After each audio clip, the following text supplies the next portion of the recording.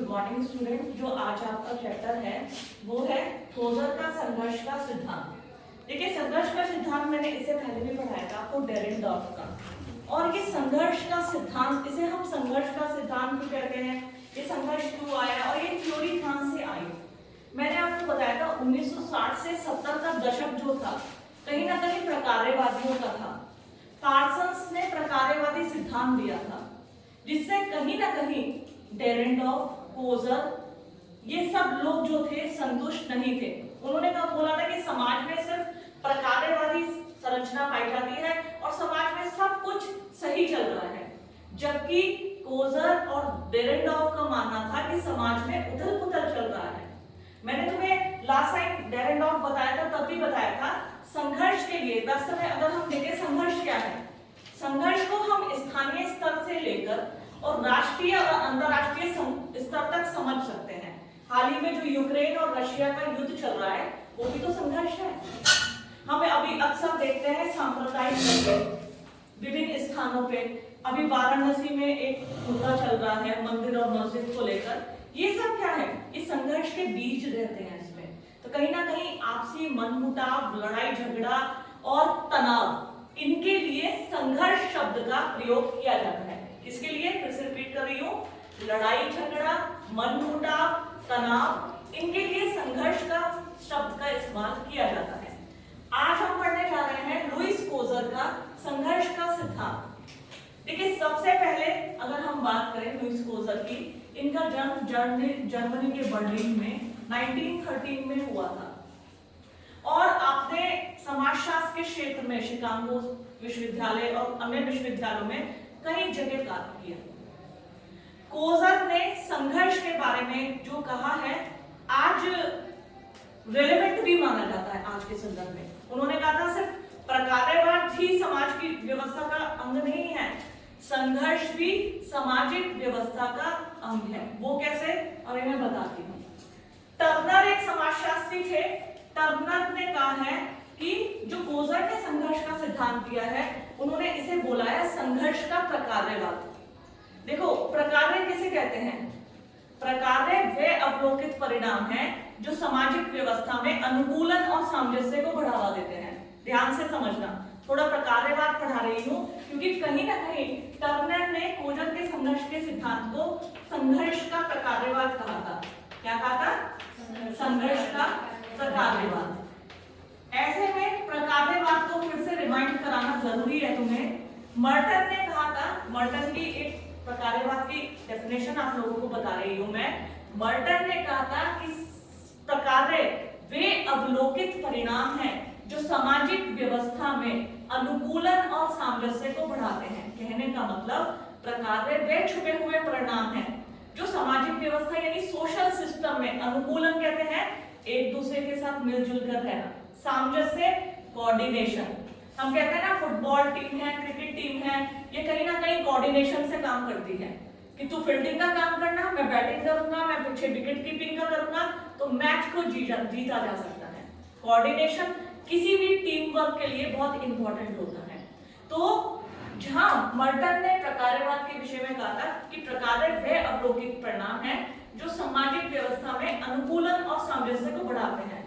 Turner कहते हैं कि कोज़र का जो संघर्ष का सिद्धांत है, अभी आगे मैं इस चीज को डिफाइन भी करूंगी कैसे। टर्नर कहते हैं जो कोज़र का संघर्ष का सिद्धांत है वो संघर्ष का प्रकार्यवाद है। प्रकार्यवाद का मतलब किस प्रकार संघर्ष भी एकीकरण और अनुकूलन, इंटीग्रेशन, एकीकरण और अनुकूलन। अब आप कहोगे संघर्ष और अनुकूलन और एकीकरण। संघर्ष तो अभी मैंने बताया कि तनाव, लड़ाई झगड़ा, मनमुटाव, संघर्ष, इसको हम संघर्ष कहते हैं।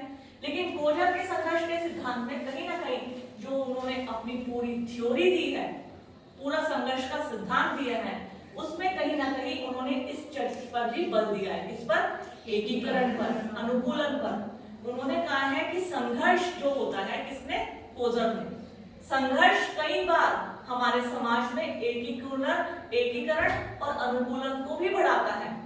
वो कैसे, आइए हम आगे चलते हैं। कोज़र ने अपने संघर्ष के सिद्धांत को प्रतिपादित करते हुए कहा है कि अब तक जो भी सिद्धांत हुए, डेरेनडॉर्फ ने संघर्ष का सिद्धांत दिया था और कार्ल मार्क्स ने वर्ग संघर्ष का दिया था, और डेरेनडॉर्फ ने लास्ट टाइम मैंने आपको बताया था संघर्ष का सिद्धांत दिया था किसके आधार पर, संघर्ष का द्वंद्वात्मक सिद्धांत कहा गया था ना। उनके संघर्ष के सिद्धांत को वर्गों के आधार पर ही उन्होंने बताया था।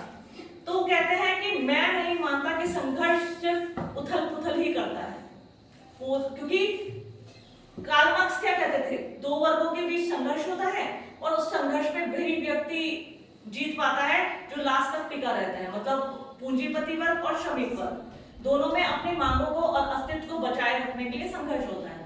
इसी तरह डेरेनडॉर्फ कहते हैं कि संघर्ष के द्वंद्व की बात, दो वर्ग होते हैं उनमें संघर्ष होता है, लेकिन कोजर कहते हैं कि संघर्ष सिर्फ उथल पुथल या इस तरह मनमुटाव तक सीमित नहीं है।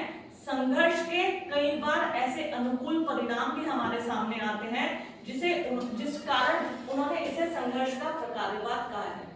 सबसे पहले तो कोजर ने संघर्ष को दो भागों में बांटा, वास्तविक संघर्ष, वास्तविक संघर्ष उन्होंने कहा है इसको, इंग्लिश में इसको बोलते हैं रियलिस्टिक।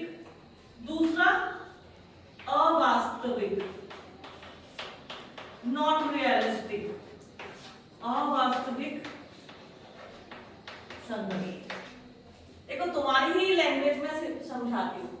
वास्तविक संघर्ष कहते हैं कि संघर्ष के पीछे जब हमारे कुछ उद्देश्य होते हैं, हमारी मांग होती है, उन उद्देश्य की पूर्ति होते ही संघर्ष खत्म हो जाता है। फॉर एग्जाम्पल महाविद्यालय का छात्र संघ है, किन्हीं मांगों को लेकर कई बार कुछ चीजें होती हैं, कुछ ऐसे मुद्दे होते हैं कि जिन पे छात्र संघ एग्रेसिव हो जाता है, ठीक है, कि हमारी परीक्षा समय से नहीं हुई। अब जैसे कई बार क्या होता है, एडमिशन होने लग जाते हैं, कुछ बच्चों के रिजल्ट रुके रहते हैं, तो वो मांग करते हैं कि हमारे रिजल्ट डिक्लेयर कराइए क्योंकि हमें आगामी कक्षाओं में प्रवेश लेना है, ठीक है। जैसे ही रिजल्ट आता है वो प्रवेश लेते हैं, संघर्ष विराम हो जाता है, खत्म हो जाता है, ठीक है। तो वास्तविक संघर्ष उस संघर्ष को कहते हैं कि जिसमें क्या होता है, जिसमें संघर्ष के बीच तो रहते हैं लेकिन जैसे ही उस मामले में सेटलमेंट होता है, एक तरह से समझौता होता है, तो संघर्ष समाप्त हो जाता है। इसका मतलब कि इसे रियलिस्टिक संघर्ष बोला है। एक कोजर ने बताया है अवास्तविक संघर्ष, जिस संघर्ष का उद्देश्य ही दूसरे को हानि पहुंचाना है, कष्ट पहुंचाना है, तो उस संघर्ष को कहा जाता है अवास्तविक संघर्ष। देखो फिर से समझा रही हूं, रियलिस्टिक और नॉन रियलिस्टिक कॉन्फ्लिक्ट, इसको कोजर ने बताया है। रियलिस्टिक कॉन्फ्लिक्ट यानी वास्तविक संघर्ष, जब संघर्ष के पीछे यानी लड़ाई के पीछे कुछ मुद्दे, कुछ उद्देश्य मौजूद रहते हैं और जैसे ही वो मुद्दे, उद्देश्य या उनकी उद्देश्यों की पूर्ति होती है तो संघर्ष खत्म हो जाता है। ऐसे संघर्ष को वास्तविक संघर्ष कहा जाता है। जैसे हम देख रहे हैं कि रूस और यूक्रेन का युद्ध काफी समय से चला आ रहा है। अगर यूक्रेन रूस के आगे झुक जाए और उसके कहा मान ले तो आज संघर्ष वहां पे युद्ध विराम हो जाएगा, संघर्ष खत्म हो जाएगा। लेकिन यूक्रेन भी अपने मुद्दों को उठा रहा है, झुक नहीं रहा है, उसका क्या यूरोपियन यूनियन जो उनका मुद्दा चला आ रहा है, तो दोनों में सहमति नहीं बन पा रही है, इसलिए संघर्ष अबाध रूप से आगे आगे चलता जा रहा है। और संघर्ष की एक यही बात है, इसमें जब व्यक्ति कमजोर पड़ता जाता है, कमजोर, तो एक पक्ष कभी ना कभी हारेगा। तो इसे रियलिस्टिक कॉन्फ्लिक्ट यानी वास्तविक संघर्ष की संज्ञा दी गई है। दूसरा है अवास्तविक संघर्ष, जो आतंकवादी हमले होते हैं, उनके पीछे कोई मुद्दा तो नहीं होता, ठीक है, लड़ाई झगड़े, मनमुटाव, सांप्रदायिक दंगे, इनके पीछे कोई मुद्दा या इनके विराम होने की स्थिति नहीं रहती। इनका उद्देश्य तो बस दूसरों को कष्ट पहुंचाना है। मैं इतने आतंकवादी हमले हुए हैं, फॉर एग्जांपल तुम अभी वो जो वर्ल्ड ट्रेड सेंटर पे हुआ था 2007 में ना, और उसके बाद मुंबई में जो हमले हुए थे तो उनका उद्देश्य क्या था? कोई छोटे बच्चे जो मारे गए, जो बुजुर्गों पर आक्रमण हुए, क्या उन्होंने किसी का कुछ बिगाड़ा था? नहीं। उन संघर्ष का उद्देश्य बस दूसरों को कष्ट पहुंचाना, यानी उन्हें हमने कहा है क्या अवास्तविक संघर्ष, ऐसे संघर्ष को अवास्तविक संघर्ष की संज्ञा दी जाती है। तो जब आप अभी मैं आगे भी बता रही हूँ संघर्ष का प्रकारवाद कैसे कहा जाता है वो भी बताती हूँ। देखिए मैं एक ही बात आप लोगों से रिपीट करती हूँ, जब हम किताब किसी चीज को पढ़ने के लिए खोलते हैं किताब में से सारा तुम्हें समझ में आ जाए ये मैं गारंटी नहीं ले सकती, क्योंकि किताब की लैंग्वेज ऐसी होती है कई बार उसको समझना बहुत कठिन होता है। लेकिन यदि हाँ हमने किसी से समझाया या मैं तुम्हें बता रही हूँ टू द स्टेप, अगर इसी तरह आप अपने क्वेश्चन के आंसर को लिखेंगे तो आपका आंसर दी बेस्ट होगा। तो संघर्ष के बारे में इस तरीके से करिएगा। अब नेक्स्ट एक और संघर्ष के प्रकार की बात करते हैं। कौन? कोजर। कोजर ने संघर्ष को और दो भागों में बांटा है, बाह्य संघर्ष और आंतरिक संघर्ष। एक बाह्य संघर्ष, एक्सटर्नल कॉन्फ्लिक्ट इसको बोला गया है। क्या बोला गया है?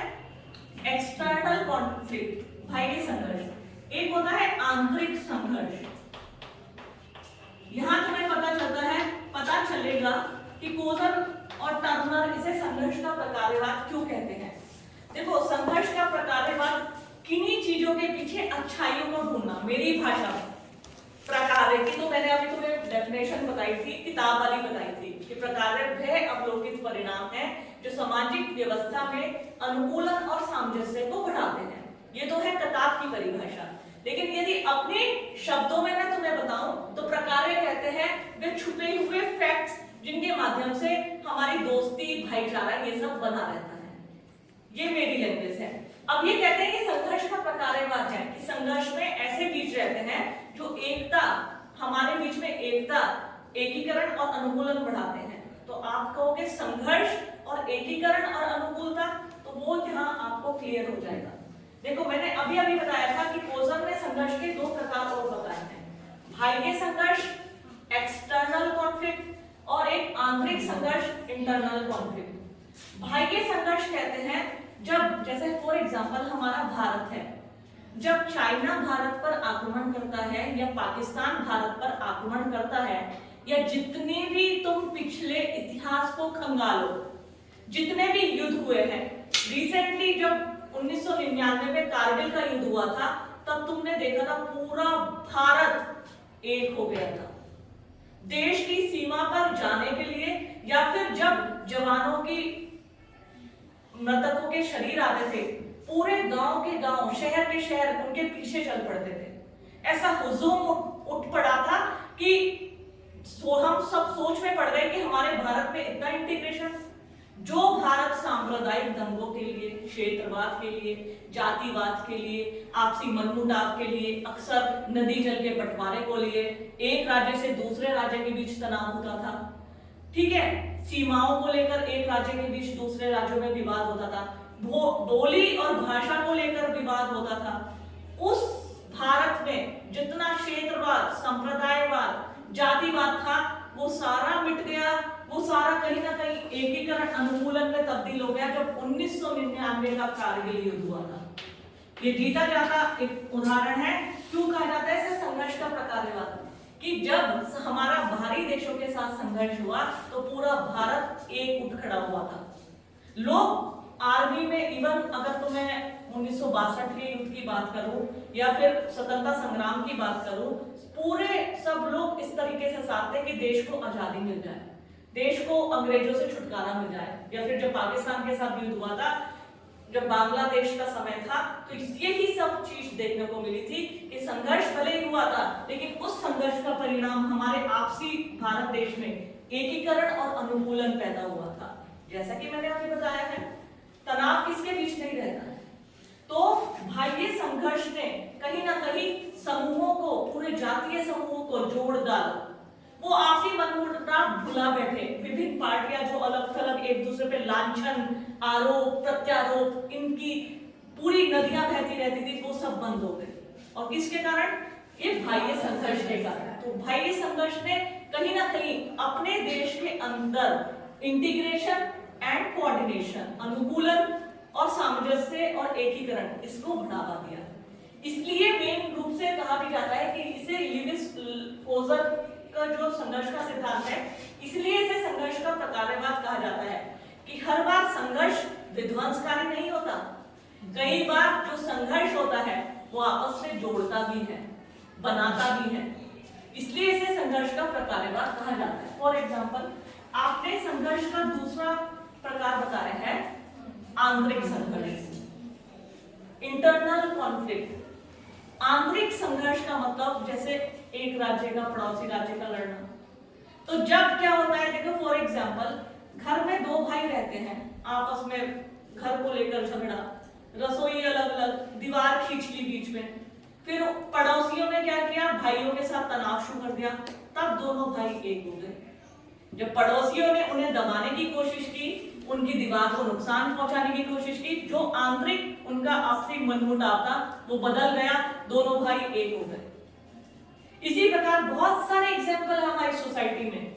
अगर हम बात करें, बहुत बड़े बड़े संयुक्त परिवार, ऐसी फैमिलीज जिनके बीच इतनी खटास, रिश्तों में बिल्कुल टूट जाना, तितर बितर हो जाना, लेकिन जब वो ऐसी कुछ आती है, परेशानी आती है, उस समय सब लोग एकजुट खड़े हो जाते हैं। अक्सर मैंने देखा है हमारे पहाड़ी गांव में क्या होता है, जब कोई विवाह होता है, खासतौर पे लड़की का विवाह, सब लोग लकड़ी लेके आते हैं, मिलजुल के खाना बनाते हैं। उस समय सब भूल जाते हैं कि हम अलग अलग हैं या हमारे बीच कोई मनमुटाव हुआ था, छोटी छोटी बातों को लड़ाई झगड़ा हुआ था। उस समय सब भूल बैठते हैं, सब मिलजुल कर काम करते हैं।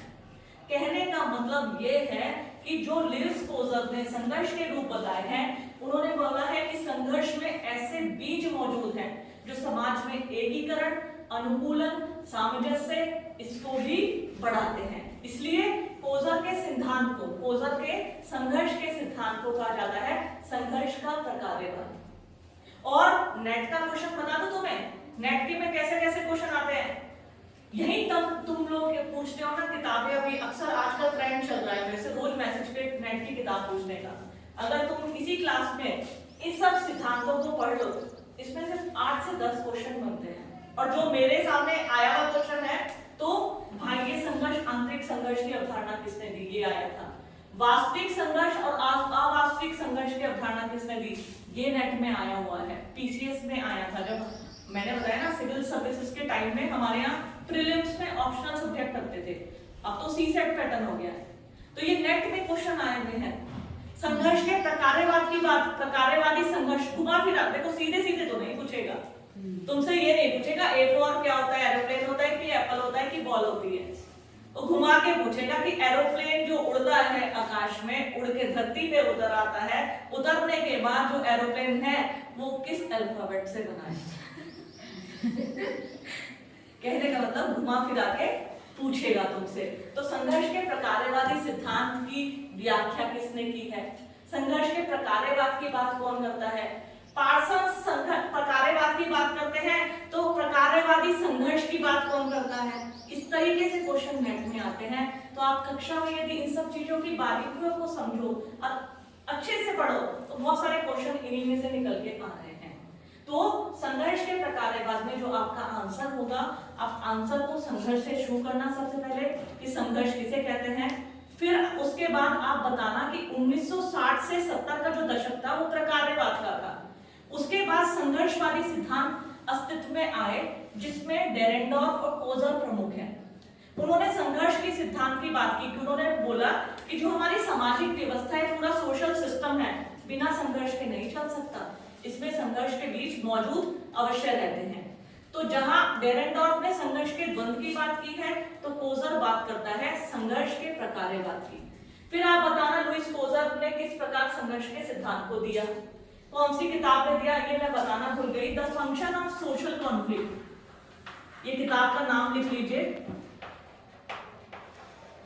The function of social conflict. इन्होंने ये किताब लिखी थी, बहुत इंपॉर्टेंट किताब है, 1956 में इन्होंने इस किताब को लिखा था, the function of social conflict. इस किताब में द फंक्शन मतलब किसे कहते हैं, कार्य को, प्रकार को, the function of social conflict, किताब का नाम ही उन्होंने लग दिया था कि सामाजिक संघर्ष के प्रकार है।